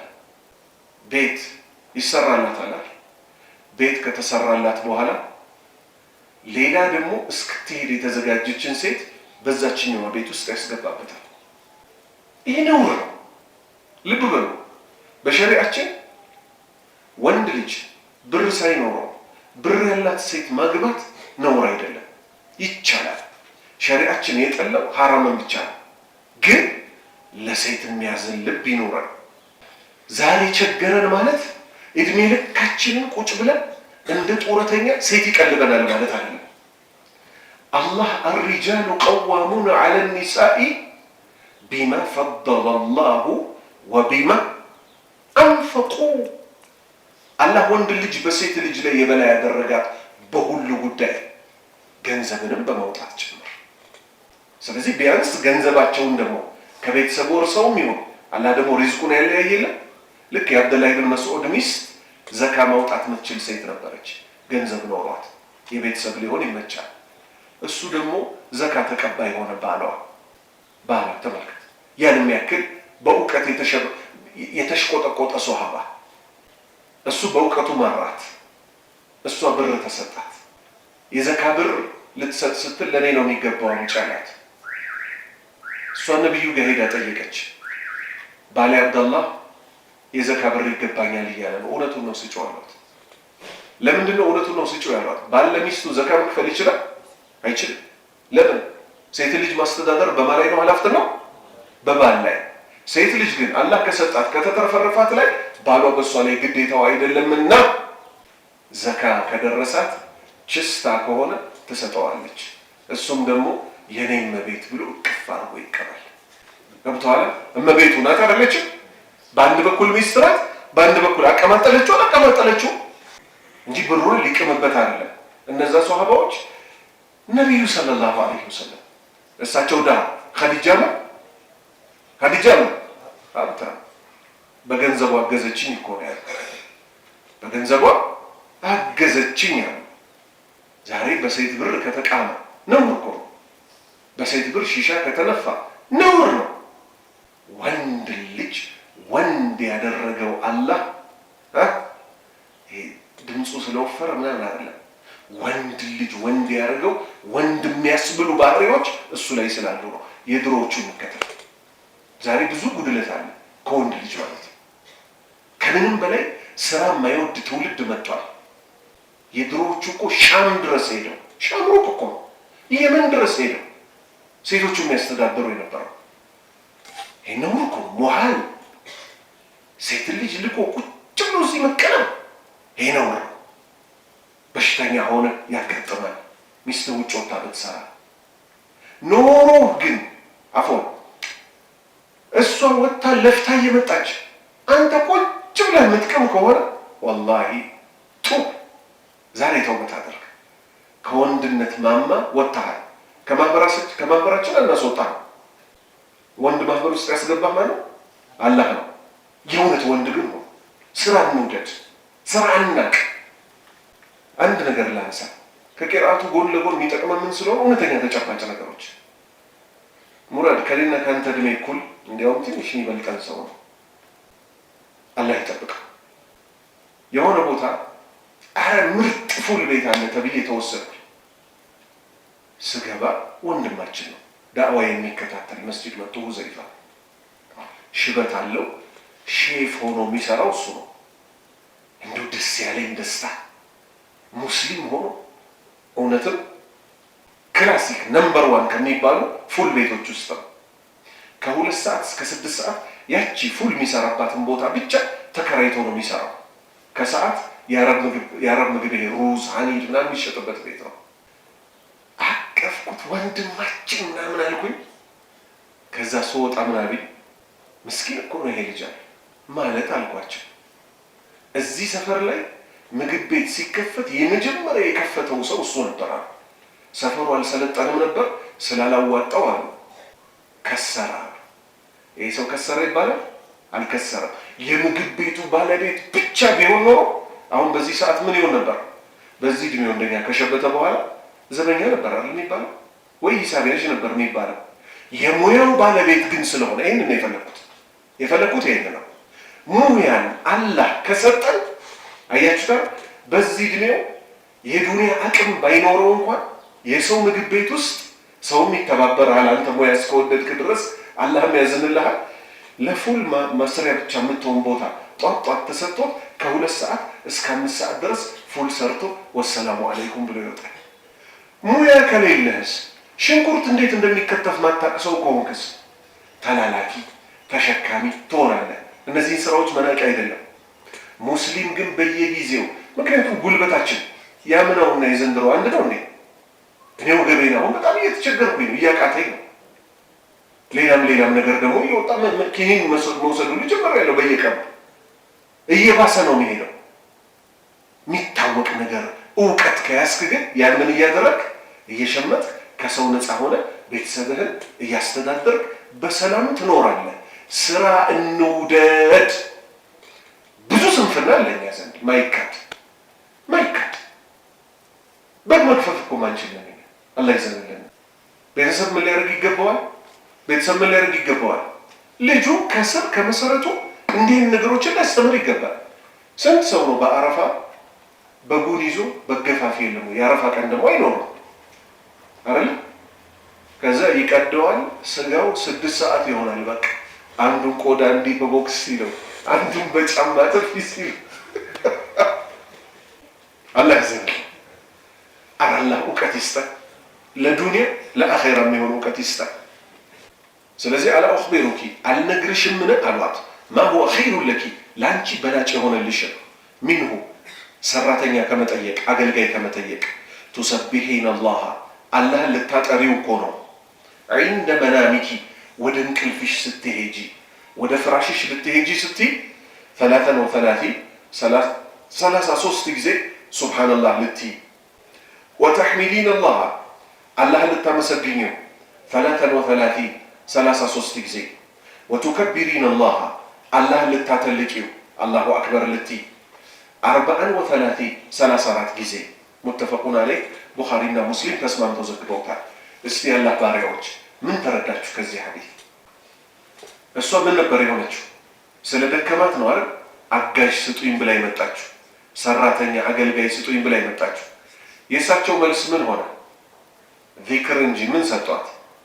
እሳቸው ለአንድ በሽታ ማይገባ መድኃኒት ሰጥተው ያውቃሉ? ፊዳከ አቢ ወኡሚ በፍጹም። ሹፉ የሰው ልጅ ጉልበት የሚያገኘው ምንድን ነው? ከወንጀል ሲጠበቅ አላሁ ስብሓነሁ ወተዓላ ትክክለኛ መፍራት ሲፈራ አላህን ሲያወሳ ዛሂረን ወባጢነን የሆነ ቅዋ ይሰጠዋል። ዛሂረን ማለት ከላይ፣ ወባጢነን ውስጣዊ። ምሳሌ ላምጣ። አላህ የአድ ህዝቦችን በተመለከተ ምን አለ? ኢረመ ዛቲል ዒማድ አለቲ ለም ዩኽለቅ ሚስሉሃ ፊል ቢላድ። ነቢይላህ ሁድ የተላኩላቸውን ህዝቦች የአድ ህዝቦች በመባል የሚታወቁትን እነሱን የመሰለ እኮ አላህ በምድር ላይ ጉልበት ያለው አልፈጠረም ማለት ማን? ራሱ መሰከረ። አንድ ራሳቸው ደግሞ ምን አሉ? መን አሸዱ ሚና ቁዋ አሉ። እንደኛ ኃይል ያለው ማን አለ አሉ። እውነትም አላህ ምን ስለሰጣቸው? ጉልበት ስለሰጣቸው። ይሄ ጉልበታቸው ለትክክለኛ ጉልበት ጠቀማቸው ወይስ አጠፋቸው? መጥፊያ ሆናቸው። ለምን? አላህን ስላመፁ። ሁድ ነቢይላህ ሁድ ግን ሲመክራቸው ምን ብሎ ነበር? ያ ቀውም እስተግፊሩ ረበኩም፣ ህዝቦቼ ሆይ ጌታችሁን ምህረት ለምኑት። ዩርሲሊ ሰማአ ዐለይኩም ሚድራራን፣ ከሰማይ የተንቧቧ ዝናብ ያወርድላችኋል። የፈለግኩት እችኛዋን ነው። የትኛዋን?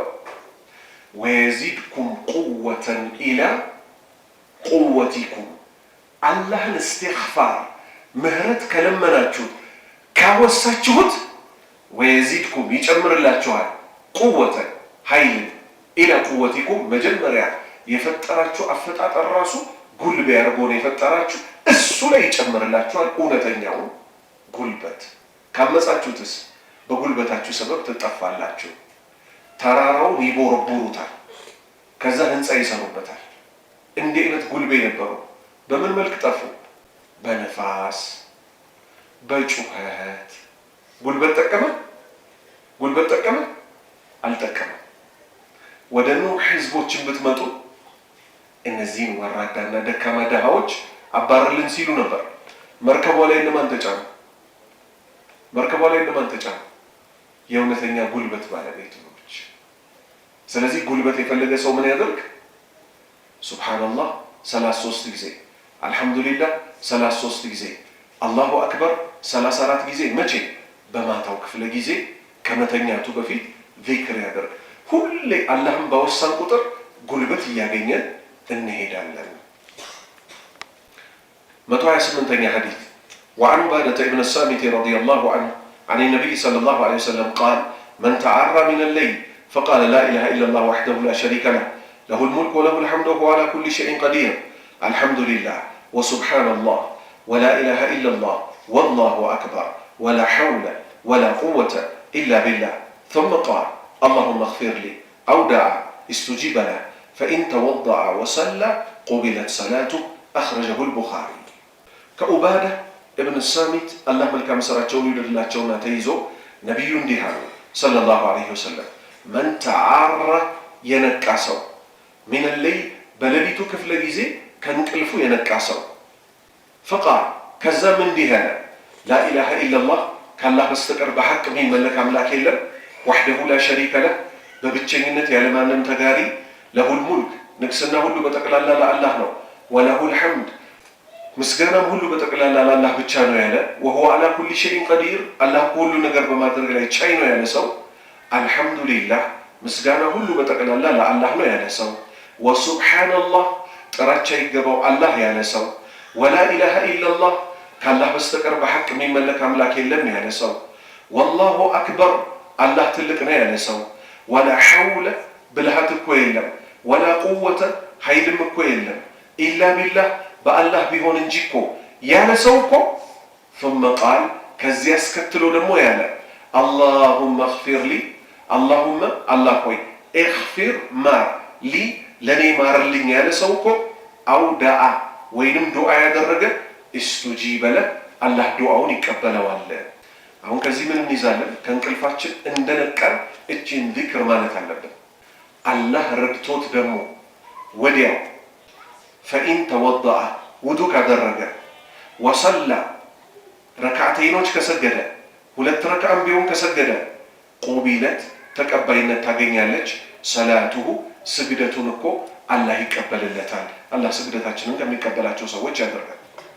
129ኛ ሐዲስ وعن أبي هريرة رضي الله عنه قال قال رسول الله صلى الله عليه وسلم من سبح الله في دبر كل صلاة 33 وحمد الله 33 وكبر الله 33 فتلك 99 فقال وقال تمام 100 لا إله إلا الله وحده لا شريك له له الملك وله الحمد وهو على كل شيء قدير غفرت خطاياه وإن كانت مثل زبد البحر أخرجه مسلم إيه كسجدت بوهلا كفرد صلاة بوهلا ያለውን የዚክር አይነት የሚጠቅስነው 6 አይነት የዚክር አይነቶች አሉ። ዋናና ቁንጫቸው ግን ይሄ ነው። ከስድስቱ በትሩፋቶች በጣም ትልቅ ደረጃ ያለው በቻልነው አቅም ግን ከሰላት በኋላ ያሉ ዱዓዎችን ከሰላት በኋላ ያሉ ዚክሮችን አንተዋቸው። ምን ስለሆነ ጭማሪ ስላላቸው ቸኮልን በል አጫጭሮች አሉ። ምሳሌ 11 ጊዜ ሱብሃንአላህ 11 ጊዜ አልহামዱሊላህ 11 ጊዜ አላሁ አክበር በዛው መሄድ 25 ደግሞ አለ ሱብሃንአላህ 25 አልহামዱሊላህ 25 ላኢላሃ ኢላላህ 25 አላሁ አክበር 25 ስድስቱን አይነቶች ኢንሻአላህ ሌላ ጊዜ ያነሳለሁ። ነብዩ ምን አሉ? ከአቡ ሁረይራ ተይዞ መን ሰበሐ አላህ ሱብሃንአላህ ያለ ሰው ፊ ዱቡሪ ከተጠናቀቀ በኋላ ኩል ሰላቲ ከእያንዳንዱ ስግደት በኋላ 33 ጊዜ ሱብሃንአላህ ያለ ሰው ከፈርድ ሰላት በኋላ ወሐሚደላህ አላህን ያመሰገነ 33 ጊዜ አልহামዱሊላህ ያለ ወከበረላህ አላህን ያተለቀ አላሁ አክበር ብሎ 33 ጊዜ ፈቲልከ እነዚህ ሶስቱ እኮ ሲደመሩ 33ዎቹ 99 ይሆናሉ። وقال تمام 100 መቶ ለመሙያ ደግሞ ያለ ላኢላሃ ኢላላህ ከአላህ በስተቀር በሐቅ የሚመለክ አምላክ የለም ወህደሁ ላ ሸሪከ ለህ በብቸኝነት ያለ ምንም ተጋሪ ለሁል ሙልክ ንግስና ሁሉ በጠቅላላ ለሱ ነው ወለሁል ሐምድ ምስጋናም እንደዚሁ ለአላህ ብቻ ነው ወሁወ ዐላ ኩሊ ሸይኢን ቀዲር አላህ ሁሉ ነገር በማድረግ ላይ ቻይ ነው ያለ ሰው እኮ ጉፊረት ትማርለታለች ኸጣያሁ ወንጀሎቹ ወኢን ካነት ብትሆንም እንኳን ሚስሉ ዘበዲል ባህሪ የባህር አረፋ የሚያክል እንኳን ብትሆን ወንጀሉ ትማርለታለች። 130ኛ ሐዲስ وعن أبي هريرة رضي الله عنه قال قال رسول الله صلى الله عليه وسلم إذا أوى أحدكم إلى فراشه فلينفض فراشه بداخل إزاره فإنه لا يدري ما خلفه عليه ثم ليضطجع على شقه الأيمن ثم ليقول باسمك ربي وضعت جنبي وبك أرفع إن أمسكت نفسي فارحمها وإن أرسلتها فاحفظها بما تحفظ به عبادك الصالحين. سنن أبي داود حكم الحديث صحيح. كأبا هريرة تيزو الله ملكام سراتشون يقول الله تشو اندهار قال رسول الله يا الله ملك تانيا صلى الله عليه وسلم اندهار إذا أوى أحدكم كان ننتوس أنك بتتأقى جيزي وديت إلى فراشه ودبتنيا وفراش بتتأقى جيزي فلينفض يترق منون فراشه يترق بداخل إزاره بشرطه بوسطه بكل جلبية مكونه بوسطه بكل بيجامة سوري لبس سوق سلام ما يمتشو ما يهون نجر إنه يسرع مكنياتهم يتلوعه አይመችም አይደል? ሱሪ ሽርጥና ጀለብያ ከሆነስ እንዲህ የውስጡን እንይዝና በውስጡ በኩል ፍራሻችንን ጠረግ እናደርገው ገብተን ከመተኛታችን በፊት። ይሄ ማን ሱና ነው? የነብዩ ሰለላሁ ዐለይሂ ወሰለም ሱና ነው። فإنه ይሄን ያዘዝኩበት ምክንያት እኮ ነገሩ ላ የድሪ ሰውየው እኮ አያውቅም ማ خلفه عليه እሱ ትላንት ተኝቶበት ከተነሳ በኋላ አልጋው ላይ ምን እንዳለ አያውቅምና ነፍሳትም ይሁን ሸይጣንም ይሁን ምን በዚህ መልክ እንደሚለቅልን ማን ተናግሯል? ነብዩ ሰለላሁ ዐለይሂ ወሰለም ጥረው። እሺ ثم ليضطجع ደግሞ ጋደም ይበላል على شقه الأيمن በቀኝ ጎኑ ይተኛ አሉ። ይሄ ራሱ ምንድነው? የነብዩ ሱና ነው። አንድ ሰው እንቅልፉ ሲተኛ መጀመሪያ መተኛት ያለበት በምንድነው? በቀኝ ጎኑ ነው። ያላህ ባሪያዎች ወይ ወጣቶች አሉ ምን የሚያደርጉ እኔ እኮ በሆዴ ስተኛ ነው የሚመቸኝ ብለው በሆዳቸው የሚተኙ። እንዲያው በሆድ መተኛትን የሚከለክል ክልከላ የሆነ ራሱን የቻለ ሐዲስ አለ። እንቅልፍ ከወሰደህ በኋላ ተገልብጠ በሆድ ብተኛ አትጠየቅ። ለምን? የሚተኛ ሰው ስለማያውቅ። ሆን ብለህ ግን በፊት ለፊት በሆድ መተኛት አይቻልም። የሚቻለው መቼ ብቻ ነው? ለምሳሌ የምትታሽ ከሆነ ጀርባህ ልጆችህ እያሹ ወይ ሚስትህ እያሸች ወይ እሷን እያሸህ በጀርባህ ጋደም ትላለህ፣ ወይ ታመህ በጀርባህ በጎንህ መተኛት ቢያቅትህ። ከዛ ውጭ በፊት እንዳንተኛ በሆዳችን እንዳንተኛ ግልጽ ከልካይ ሐዲስ አለ። ስለዚህ የኛ የሙስሊሞች መተኛችን ምንድነው? መጀመሪያ ልክ ቀብር ውስጥ እንደምንተኛው ቀብር ውስጥ በቀኝ ጎን ነው የሚተኛው ያላህ ባሪያዎች። ማታም ስንተኛ ምን እናደርጋለን? በቀኝ ጎናችን እንተኛለን። ጥሩ فليضطجع ይጋደም على شقه الأيمن በቀኝ ጎኑ ثم ليقول ከዛም ይበል ደግሞ باسمك ربي ጌታዬ ሆይ ባንተ ስም وضعت جنبي ጎኔን እኮ አሳረፍኩኝ وبك أرفع ባንተም ስም እኮ አስነሳዋለሁ። አንተ ስትቀሰቅሰኝ ብቻ ነው ካልጋዬ የምነሳው። ኢን አምሰክተ ነፍሲ ቅድም ያልኳቸው ሐዲስ ኢን አምሰክተ ነፍሲ ነፍሴን ከያዝካት ምን ስለሆነች ወጣለች፣ በተኛንበት ትወጣለች አላለ? ከፊሏ ይወጣል። ኢን አምሰክተ ነፍሲ ነፍሴን ከያዝካት ፈርሐምሃ እዘንላት ካንተ ዝነት ውጭ የሚያስፈልጋት የለምና እዘንልኝ ጌታዬ ሆይ።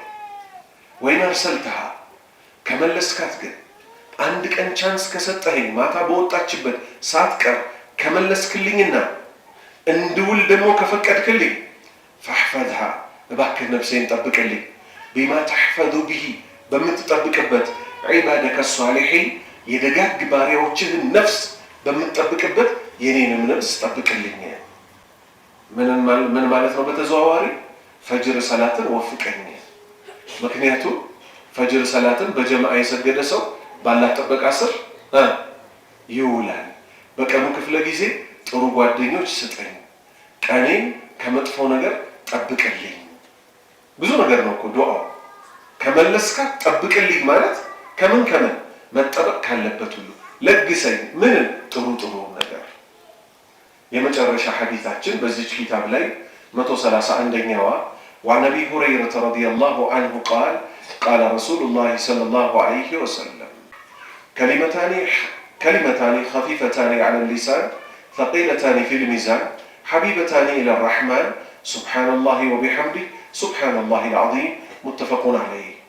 وعن أبي هريرة كعب هريرة رضي الله عنه الله ملكم سرعتون يبدل الله جمع تيزو قال اندهانو قال رسول الله يا الله ملكتن يكون اندهانو صلى الله عليه وسلم يا الله صلاتنا سلام برساتون لينو كلمتان ሁለት ንግግሮች خفيفتان በጣም ትንሽ የሆኑ خفيف ትንሽ የሆኑ ቀላል የሆኑ على اللسان በመላስ ላይ ثقيلتان በጣም ግዙፍ የሆኑ في الميزان ሚዛን ላይ ሲቀመጡ ግን በጣም ግዙፍ ናቸው። ሹፍ አገባ ነብዩ እንዴት እንደሚያስሸውቁ እንዴት እንደሚያነሳሱ ከሊመታን ንግግር خفيفتان ቀላል على اللسان በመላስ ላይ አይከብዳችሁም እያሉ ነው። ከያዛችሁት አይከብድም። ثقيلتان እናንተ ግን ካወጣችሁት በኋላ ከመላሳችሁ በጣም የገዘፈ في الميزان ሚዛን ላይ ሲቀመጥ ሐቢበታን በጣም የተወደዱ ናቸው። ደግሞ እነዚህ ሁለት ንግግሮች ኢለ ረሕማን አላህ ዘንድ ደግሞ በጣም የተወደዱ ናቸው። እነማን ናቸው? ሱብሓነላሂ ወቢሐምዲህ ሱብሓነላሂ አልዓዚም። ሱብሓነላሂ ወቢሐምዲህ ጥራቻ ይገባው ለአላህ ከምስጋና ጋር፣ ሱብሓነላሂ ጥራቻ ይገባው አልዓዚም ታላቅ ለሆነው አላህ። አላ ቢዚክሪላህ ተጥመኢኑ አልቁሉብ ልቦች የሚረጋጉት የሚረኩት እኮ አላህን በማውሳት ነው። ስለዚህ ሱብሓነላሂ ወቢሐምዲህ ሱብሓነላሂ አልዓዚም ሱብሓነላሂ ወቢሐምዲህ ሱብሓነላሂ አልዓዚም። አንድ ሰው አላህ ያደርጋቸው ራሳቸውን ከሳቱ ቆይተዋል። ሁለቴ ልጠይቃቸው ሄጄ ነበር። እጃቸውን ይትላለች እሳቸው የሉም እኮ እሳቸው ሌላ ዓለም ላይ ናቸው። ተነስተው መስገድ አይችሉም፣ አያውቁም። ግን እጃቸው ገብተዋል። የለመደው ነገር አለ። በቃ እነዚህ ክርክሮቹ እነዚህ መስመሮቹ እነሱን ያስለመዱት ነገር ስላለ ካሉበት ዓለም ሆነው አልሞቱም። እነዛን ጣቶች ምን ያደርጋሉ? ይነካካሉ። በዚህም ደረጃ አላህን የማውሳት ሱስ አለ። በተለይ ትልልቅ ሰዎች ከኛ በሺህ እጅ ይሻላሉ። ይሄ ዘመን መጥቶ ካዘናጋቸው ሰዎች ማለት ነው። አሁን በዘመኑ ያሉ ቴክኖሎጂዎች በጣም አዘናግተውናል። እነሱም እኮ በዘመናቸው የሚያዘናጋ ነገር ነበር።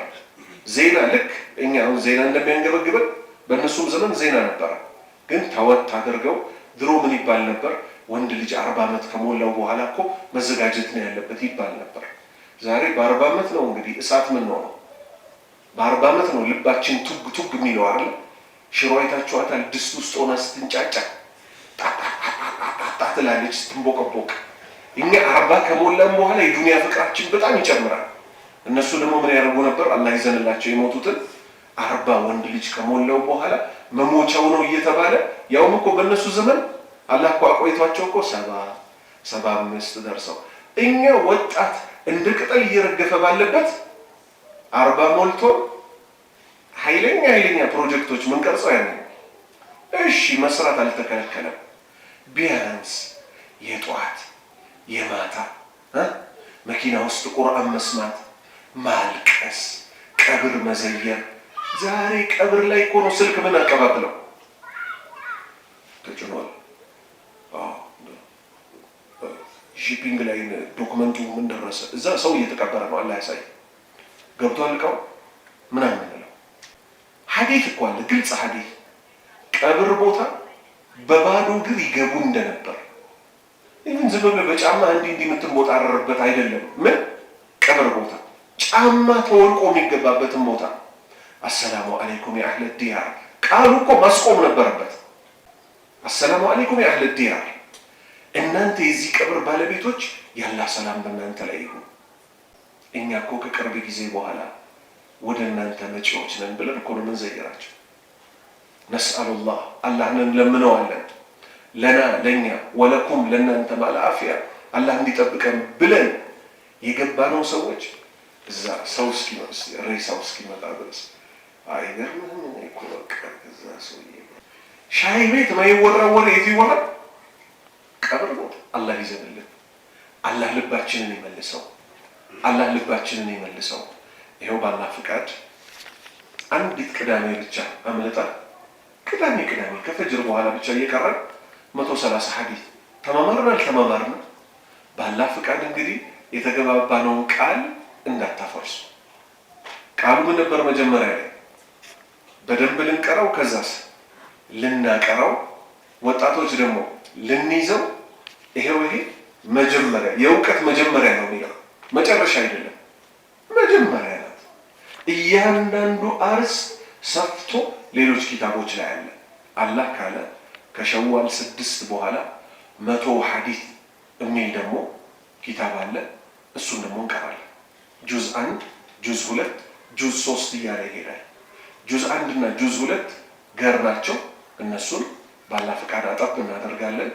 ከዛ ከሱረቱ አልቀለም اقرأ باسم ربك الذي خلق ከሚለው አንስተን ወደ ታች ደግሞ ተፍሲር እንቀራለን። ቀለል ባለ ቋንቋ ከዛ የጌታችንን ቃል እናውቃለን እያለ ከኛ በለጥ ያሉ አሊሞች ጋር ደግሞ እየሄድን እየጨመርን ሁላችንም በዚህ መልክ ከተማም ተቀምጦ መማር ይቻላል፣ እውቀት መያዝ ይቻላል። አላህ ጠቃሚ እውቀት ይስጠን። አላህ ይቀበለን።